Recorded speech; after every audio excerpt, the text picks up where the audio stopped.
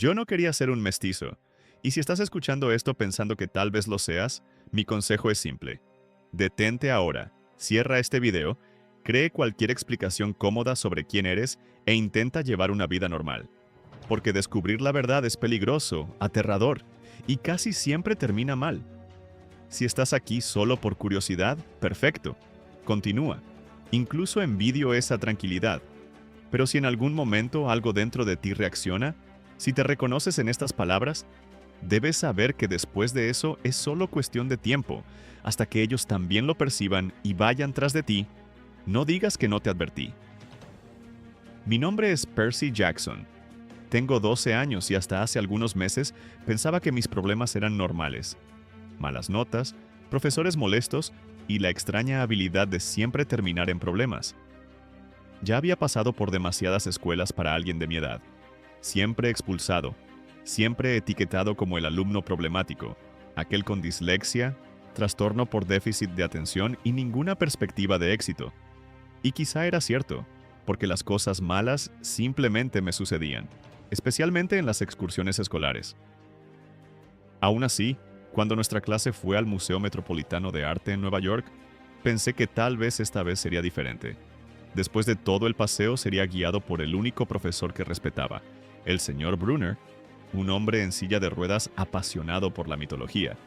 Alguien que hacía que las historias antiguas parecieran vivas e importantes, como si no fueran solo leyendas. En el autobús, mientras yo intentaba portarme bien, Nancy Bobofit molestaba a Grover, mi mejor amigo, arrojándole pedazos de comida.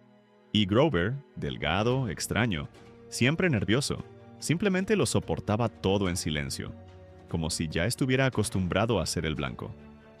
Había algo en él que siempre parecía fuera de lugar en el mundo, pero nunca me detuve a pensarlo demasiado. En el museo, rodeado de estatuas griegas y reliquias antiguas, sentí una extraña familiaridad, como si esos dioses de piedra tuvieran más que ver conmigo de lo que deberían.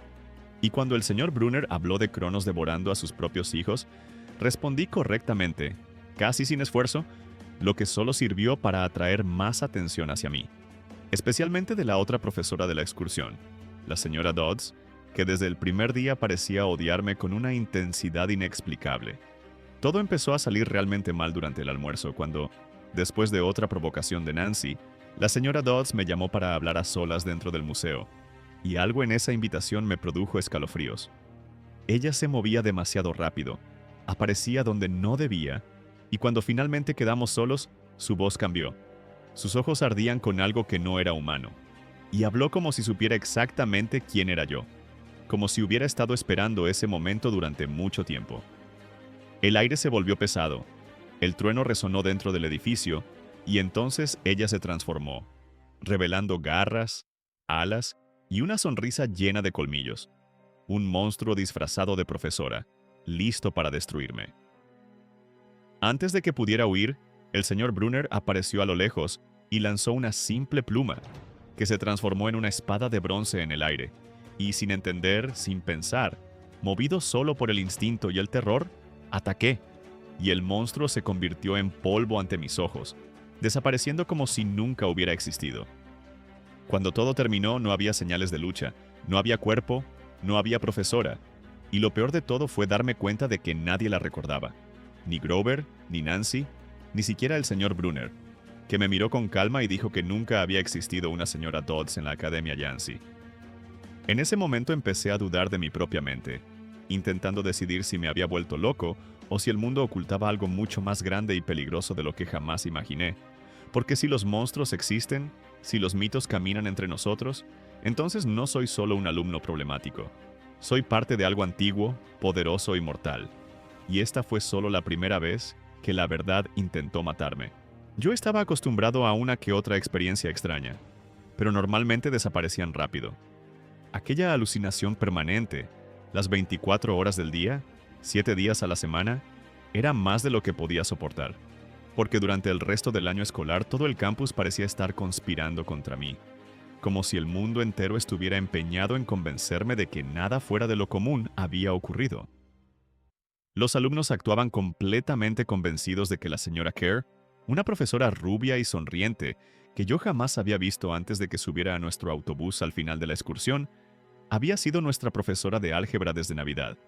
Y cada vez que yo mencionaba a la señora Dodds, solo para probarlos, me miraban como si estuviera loco, hasta que casi terminé creyéndoles que ella nunca había existido.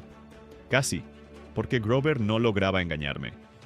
Cada vez que pronunciaba su nombre, él dudaba antes de negarlo, y yo sabía que mentía. Algo había pasado en el museo, algo real, algo peligroso, y por las noches esa certeza volvía en forma de pesadillas, con la imagen de la señora Dodds despertándome empapado en sudor, mientras el clima se volvía cada vez más extraño, con tormentas que rompían ventanas, tornados cerca de la escuela y aviones cayendo del cielo como si el mundo estuviera perdiendo el control. Mi carácter empeoró, mis notas se desplomaron, me metí en más problemas hasta que finalmente exploté en clase de inglés, y el director envió la carta definitiva a mi madre. No regresaría a la Academia Yancey. Debería haberme sentido aliviado, quería volver a casa, pero aún así sabía que extrañaría cosas: el paisaje, el río, el olor de los pinos, a Grover y sobre todo al señor Brunner, el único profesor que parecía creer que yo podía hacer algo más. Cuando llegaron los exámenes finales, latín fue la única materia para la que estudié, recordando sus palabras sobre que aquello era cuestión de vida o muerte, aunque no supiera por qué le creía. La noche antes del examen, frustrado, lancé mi libro de mitología contra la pared. Las letras se movían, las palabras se deshacían, pero aún así bajé al despacho del señor Brunner para pedir ayuda. Y fue entonces cuando escuché voces, la suya y la de Grover, hablando de mí, del solsticio de verano, de mantenerme vivo, de cosas que no debía saber. Huí antes de que me descubrieran, escondiéndome mientras algo enorme pasaba por el pasillo. Algo que no sonaba humano, y cuando todo quedó en silencio, regresé al dormitorio fingiendo que nada había ocurrido, aunque ya sabía la verdad. Estaban ocultándome algo, y creían que yo corría peligro. Al día siguiente, tras el examen, el señor Brunner intentó decirme que irme de Yancey era lo mejor para mí, que yo no era normal, y eso me destrozó más que cualquier expulsión. Poco después hice mi maleta y subí al autobús rumbo a la ciudad junto a Grover, que durante todo el viaje observaba nervioso a los pasajeros, como si esperara que algo horrible sucediera. No pude contenerme y lo enfrenté. Le confesé que había escuchado la conversación, y entonces me dio una tarjeta. Habló de protegerme, de un lugar llamado Colina Mestiza. Palabras que no entendía pero que me helaron la sangre. Antes de que pudiera obtener respuestas, el autobús se averió en medio de la carretera, frente a un viejo puesto de frutas donde 3 ancianas tejían medias enormes mientras me observaban fijamente, y cuando una de ellas cortó el hilo con unas tijeras gigantes, sentí que algo irrevocable acababa de ocurrir.